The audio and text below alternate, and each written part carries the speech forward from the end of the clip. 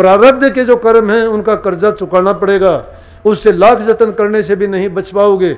बड़े बड़े ऋषि मुनि त्यागी तपी सबको अपने कर्म का कर्जा देना पड़ा। लेकिन ये नाम की ऐसी शक्ति है कि अगर नाम की कमाई करोगे तो धीरे धीरे तुम्हारे प्रारब्ध कर्म का कर्जा भी उतार जाओगे और आगे के लिए भी अपना रास्ता साफ करके जाओगे। आप सभी को राधा स्वामी। देखिए, जो आज का सत्संग का विषय है उसमें महाराज जी ने बताया कि सतगुरु से दीक्षा के समय अपने गुरु को अपना मन तन धन सब दे दो और बदले में आपको जो मार्ग देता है उस मार्ग को अपनाकर अपने आप को प्रभु के चरणों में लीन कर दो। नामदान से बड़ा कोई दान नहीं है, क्योंकि यह आपको जगत से ऊपर उठाकर अगत को भी जोड़ता है। और साथ ही महाराज जी ने बताया कि जो इंसान इस योनि में आने के बाद अगर बुरे कर्म करता है तो उसको उस बुरे कर्मों का भुगतान करना पड़ेगा।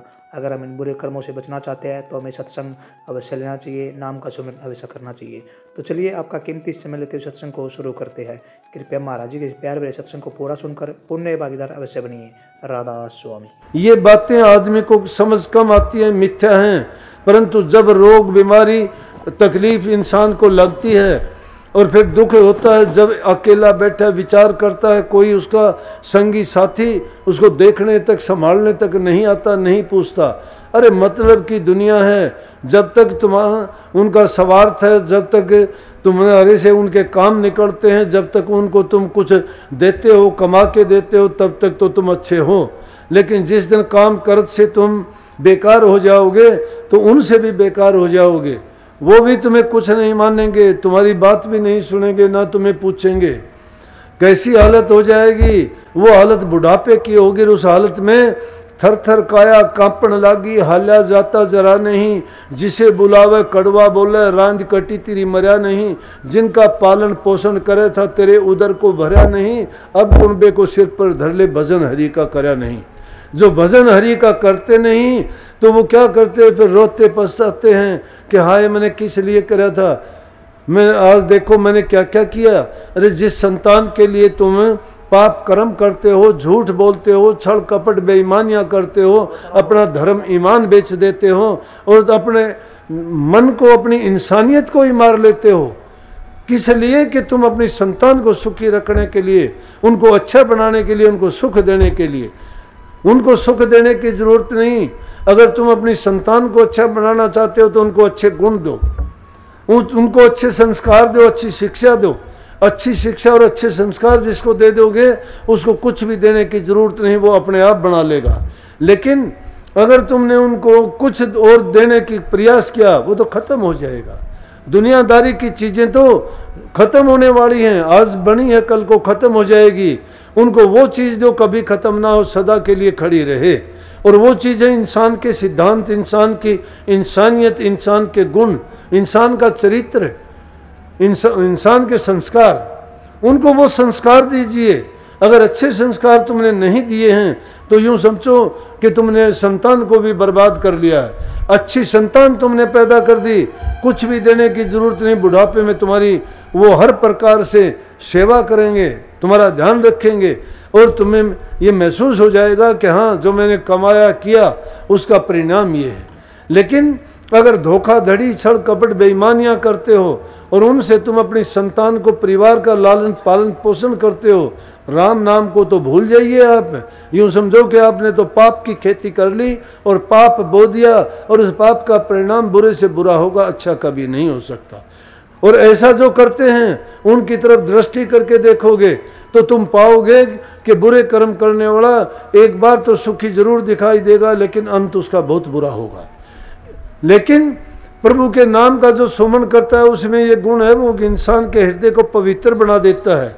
जो हृदय जब पवित्र हो जाता है वो किसी का बुरा नहीं चाहता, ना किसी का बुरा करता है। इसलिए क्योंकि नाम में गुण ये है, वो पवित्र ही बनाता है आदमी को, हर प्रकार से वो ऐसा साफ दिल बना देता है जिसके अंदर ना बुरी वासनाएं होती हैं, ना बुरे विचार होते हैं और ना ही कुछ बुरा करने की उनके दिल के अंदर कभी कामना पैदा होती है। इंसान तो बुरा कब करता है कि जब ये अपने आप को भुला देता है, ये सोचता है कि कोई कुछ नहीं करता। अपने प्रभु को भुला देने का मतलब है अपने आप को बर्बाद कर लेना। परमात्मा को जो याद करता है वो कभी भी रास्ते से नहीं भटकेगा। मालिक को हमेशा याद रखो, उसके लिए गुरु ने हमें नाम दिया है। और यही है कि अच्छी शिक्षा, अच्छे गुण परिवार में ही सीखता है इंसान, और जो परिवार में सीखता है वो अपने जीवन में उनको लागू करता है। और परिवार में जिसको अच्छे गुण, अच्छे संस्कार नहीं मिले तो समझो कि दुनिया में जाके भी वो कभी अच्छा नहीं हो सकता। इसलिए माँ बाप की सेवा करो, प्यार सिखाओ उनको, अपने हक हलाल और ईमानदारी की कमाई करना सिखाओ। मेहनत का करके जो इंसान खाता है उसके शुद्ध विचार, शुद्ध पवित्र और शुद्ध जीवन रहेगा। और जब ये चीज़ें उसकी शुद्ध पवित्र हैं, उनके घर में, मन में शांति रहेगी। जिसके घर परिवार में शांति है, जिनके मनों में शांति है, वो लोग निश्चित रूप से प्रभु की भक्ति में भी सफल होंगे। लेकिन जिसके मन में शांति नहीं है, उसके मन की भावनाएं भटकती रहती हैं। तुमने अगर किसी का ये आदत डाल भी ली, धोखाधड़ी की, तुम्हारी आदत पक जाएगी, छोड़नी बड़ी मुश्किल हो जाएगी। छोटी छोटी जो आदत डाल लेते हो वो भी हमारे से नहीं छूटती हैं। कोई हुक्का बीड़ी पीते हो, कितने रोग बीमारियां मोल ले लेते हो। किसी के फेफड़े खराब, किसी का लीवर खराब, किसी को हार्ट अटैक की बीमारी, किसी को दमा हो जाता है, किसी को खांसी आती है, और वो आदमी जितनी जिंदगी है उसको जीने से पहले ही मर जाता है। कोई पास उसको बैठने नहीं देता। क्या ज़रूरी है, किस लिए वो धूम्रपान करते हैं? खुद के लिए बीमारी। इंसान का चोला तो बड़ा पवित्र है, इसको नर नारायणी देख कहा गया है। ये नारायण के बाद में दूसरी ऐसी कृति है, और परमात्मा की तो पहली ऐसी कृति है 84 लाख योनि में, कि जो सब कुछ कर सकता है। इसमें ज्ञान है, बुद्धि है, विवेक है, विचार है। लेकिन वो ज्ञान, बुद्धि, विवेक, विचार किन चीज़ों के लिए काम में लाया? कभी एकांत में समय मिले तो अपने बारे में बैठ के सोचा भी करो, चिंतन किया करो। चिंता तो करते रहते हो, रात दिन में ये करूं, मैं वो करूं, लेकिन चिंतन अगर थोड़े समय के लिए भी करोगे, चिंतन में किस चीज़ का चिंतन? नाम का किया करो, प्रभु का किया करो। उस नाम का अगर थोड़े समय भी ध्यान करोगे तो आपको इस समय मिल जाएगा कि आपको अपना जीवन किस प्रकार से जीना है, आपकी खुद की क्या कमियां हैं, उनको कैसे दूर कर सकते हो। अच्छे गुणों को अपनाने के लिए किसी अच्छे इंसान की नकल करो। बुराइयां अगर हैं तो किसी दूसरे इंसान की बुराइयों को देख के अपने अंदर वो बुराइयां ना आने दो। बुराइयां देख के समझो कि ये बुराई मेरे अंदर नहीं आनी चाहिए, लेकिन बुरे आदमी को देख के अगर बुरे बनते हो तो कोई बड़ी बात नहीं है। क्या है उसमें, क्या मिलता है? लेकिन हम सोचते हैं ऐसा। वो ज़माना था, एक अच्छे इंसान का अगर कोई नाम लिया जाता था, जिस इंसान का चरित्र है, जो सद्गुणों से भरपूर है, चाहे वो फटे हाल है, चाहे उसके पास 2 रोटी खाने के लिए नहीं है, लेकिन वो इंसान परमात्मा के दरबार में तो उसकी वो सम्मान और इज्जत पाता है कि प्रभु को पता है कि ये नेक दिल है, नेक इंसान है, ये किसी भी प्रकार से किसी पाप कर्म क्रिया से बंधा हुआ नहीं है। तो यहाँ दुनियादारी की नज़रों में अच्छा बनने के बजाय प्रभु की नज़रों में अच्छा बनो। यहाँ किससे दोस्ती करते हो? कौन किसका मित्र है? कोई किसी का मित्र नहीं, कोई किसी का प्यारा नहीं। सब मतलब के संगी साथी हैं। छोड़ के चले जाना है सब ने अलग अलग समय पर। जिस प्रकार से सफ़र करते हुए रेल में, बस में, जिसका स्टेशन आता है उतरता चला जाता है, बाकी गाड़ी निकल जाती है, सभी सवारियां वहाँ नहीं उतर जाती। इसी प्रकार से ये संसार का भी खेल है, इसमें चलते रहते हैं, आते रहते हैं, जाते रहते हैं।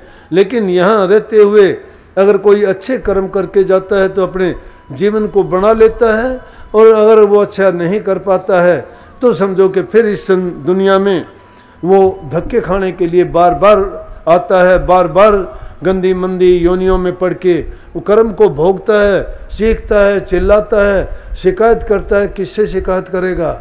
जो कर्म किसी ने खुद पैदा किया हो, जो हालात खुद किसी ने ऐसे बनाए हों, वो शिकायत किससे करेगा?